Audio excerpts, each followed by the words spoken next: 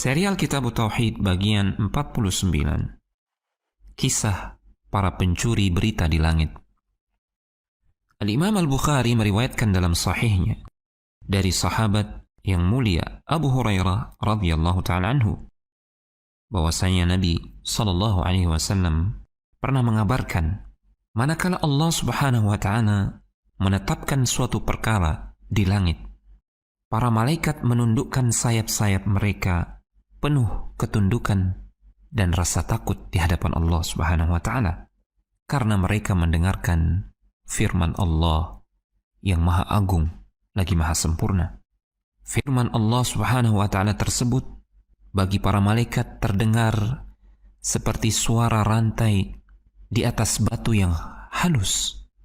Disebutkan bahwasanya para malaikat saking takutnya kepada Allah Subhanahu wa ta'ala, mereka semua pingsan, tidak sadarkan diri mendengarkan firman Allah Tabaraka wa ta'ala.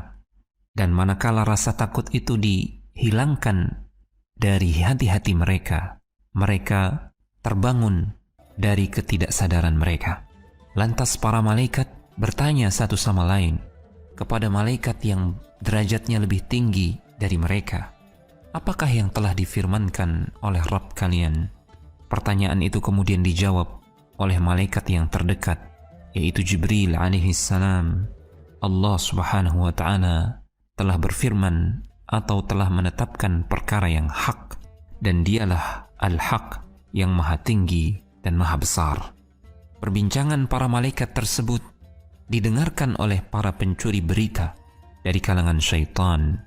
Mereka mencuri berita di langit. Digambarkan oleh Sufyan ibn Uyainah rahimahullahu ta'ala, salah seorang perawi dari hadis ini.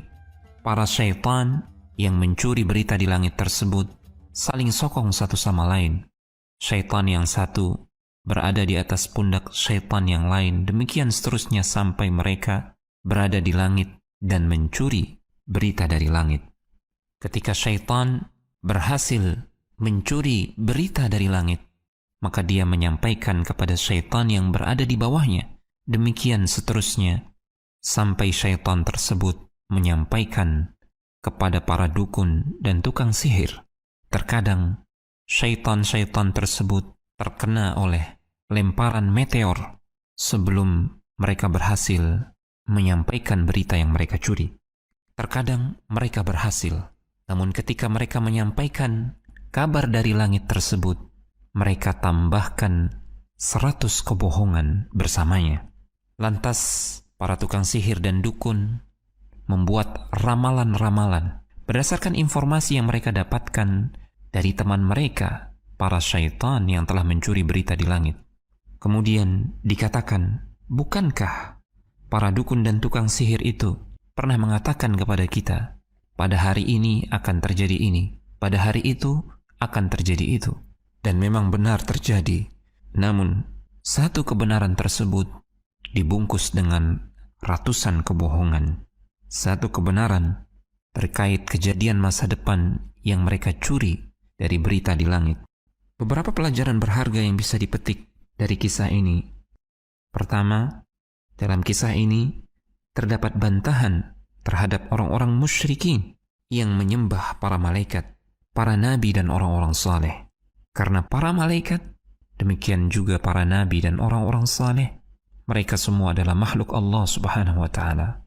Lihatlah para malaikat yang agung yang memiliki kekuatan dan memiliki ketinggian di sisi Allah Subhanahu wa ta'ala.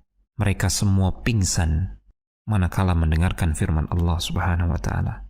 Maka orang-orang yang derajatnya jauh di bawah para malaikat tentu lebih tidak berhak lagi untuk diseru dalam doa dan ibadah, untuk disembah dan diibadahi.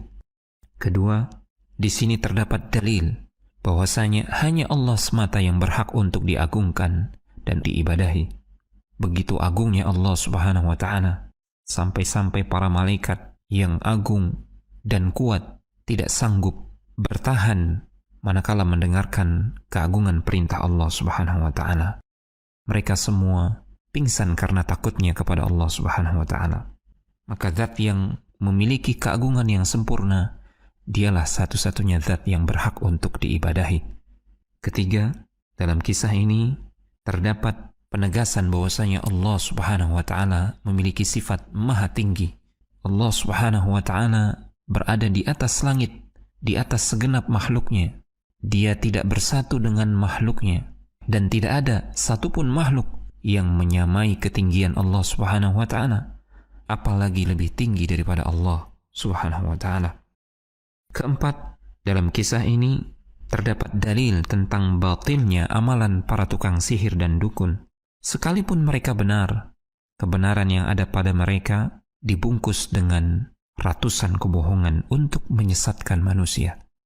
Dan yang kelima, kisah ini memberikan pelajaran kepada kita bahwasanya yang menjadi ukuran adalah apa yang dominan. Boleh jadi apa yang diramalkan atau diucapkan oleh tukang sihir dan dukun benar terjadi, namun kebohongan mereka itu jauh lebih dominan.